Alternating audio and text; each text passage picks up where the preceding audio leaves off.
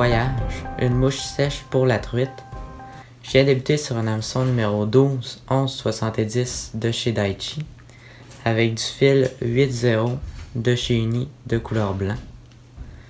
Fait que je vais venir faire débuter mes enroulements à l'avant de ma mouche complètement.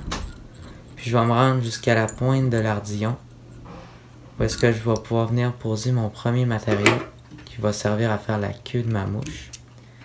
C'est une plume de flanc de malard de couleur chartreuse. Je viens m'en prendre 10 à 12 fils, fait qu'une bonne petite pincée. Je viens de l'arracher du rachis. Puis je vais la poser pour que la courbure naturelle des fils pointe vers le haut. Puis on va venir prendre la longueur de la hampe de notre hameçon environ. Un petit peu moins. Fait que je viens l'attacher solidement à l'arrière. Je vais attacher le reste de mes fils sur toute la longueur du corps de ma mouche. Fait qu'on se laisse environ le tiers de notre hameçon libre à l'avant. Je viens couper mon excédent. Je vais revenir à l'arrière par la suite. Puis je vais venir me prendre ce qui va faire les côtes de ma mouche. Une plume d'autruche de couleur grise. Fait que je suis déjà venu m'en prendre une fibre. Puis je viens l'attacher à l'arrière sur le dessus de ma mouche aussi. On l'attache solidement. On revient à l'avant par la suite. Où est-ce que je vais venir attacher le matériel qui va servir à faire le corps de ma mouche. C'est de la flosse de couleur blanc. Fait que je suis venu me prendre la flosse de couleur blanc. Je vais couper pour que ça soit bien droit. Je vais l'attacher. La manière la plus simple, c'est tu fais 2 tours slack. Tu tires. Fait comme ça te fait aucun bout à couper par la suite. Fait que je vais venir faire un aller-retour avec ma soie. Fait que rendu à l'avant de ma mouche, je vais venir l'ancrer solidement. C'est ce qui fait le corps de ma mouche. Maintenant, on va enrouler les côtes de notre mouche. Je viens prendre ma plume d'autruche de couleur grise à l'arrière. Je vais venir faire 4 à 5 côtes à ma mouche. Qu'on n'en veut pas énormément. Je vais en faire 5, puis ça va être beau. Je viens l'attacher à l'avant complètement de ma mouche aussi.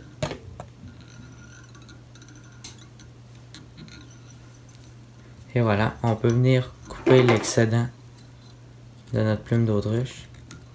Puis on va passer à la deuxième section, la préparation de ce qui va faire la collerette de notre mouche. Pour réaliser la collerette de notre mouche, il va nous falloir 2 plumes de flanc de malard de couleur vert, une plume de flanc de malard de couleur blanc, puis du dubbing de couleur naturelle blanc-gris.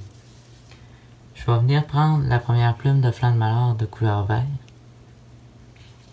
puis je vais venir superposer sur le dessus la plume de flanc de malard de couleur blanc.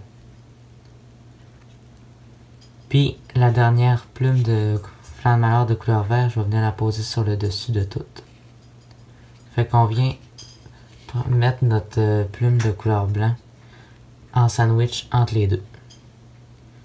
Puis sur le dessus, on vient se prendre une petite pincée de dubbing, puis on la met d'un côté de nos plumes. Puis on va tout venir pincer ça dans une dubbing loop tantôt, puis c'est ce qui va faire la collerette de notre mouche. On va venir créer la dubbing loop pour pouvoir mettre notre collerette dedans par la suite. Fait que je viens me faire un petit dubbing loop à l'avant de ma mouche. Puis j'amène mon fil de montage jusqu'à l'œillet de mon hameçon. Je vais venir insérer mon outil à dubbing loop dedans. Je vais prendre notre montage qu'on a fait tout à l'heure de notre collerette. Je m'assure que toutes les plumes sont bien alignées, toujours superposées un par-dessus l'autre. Fait que je vais venir l'installer dans ma dubbing loop, toutes pincées ensemble. Comme ça, je viens passer dedans complètement. Je vais venir couper au ras du rachis de mes plumes toutes les fibres de CDC.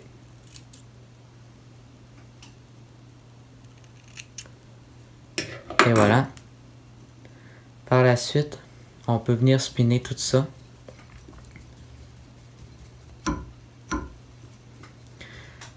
Après avoir tout bien spiné, je peux venir enrouler ma dubbing loop.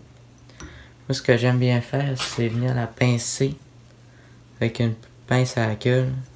C'est plus facile à tenir par la suite. Fait que je viens la pincer dans ma pince à queue. Je peux venir enrouler directement avec ça. Je vais faire des tours jusqu'à temps que j'arrive à mon poil, puis mes plumes. Quand j'arrive là, je vais tout venir rabattre vers l'arrière, comme on fait presque toujours. Je rabats tout vers l'arrière, puis je fais des tours un en avant de l'autre. Le plus collé possible pour que ça fasse fourni, et que ça soit bien fluffy, bien touffu. C'est ce qui va permettre à notre mouche de flotter. Ça va attraper énormément de bulles d'air dans l'eau, ça va venir faire flotter notre mouche. Et vous voyez, je rabats au fur et à mesure vers l'arrière.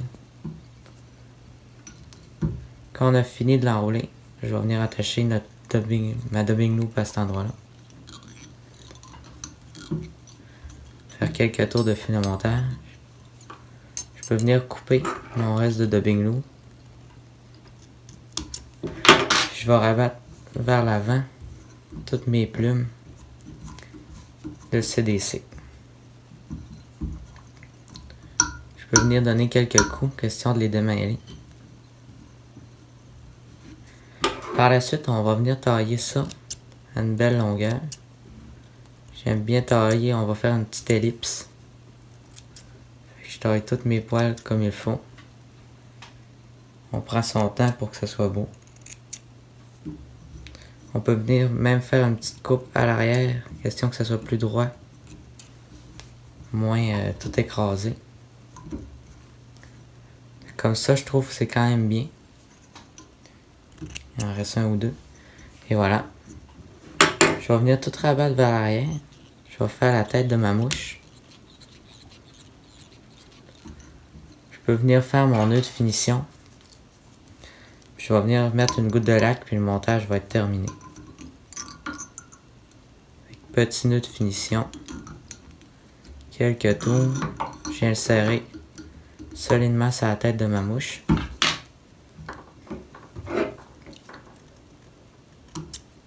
Je vais venir apposer une goutte de lac. Puis le montage, la voyage va être terminé. Je vais mettre une petite goutte de lac. Et voilà. Notre montage est terminé.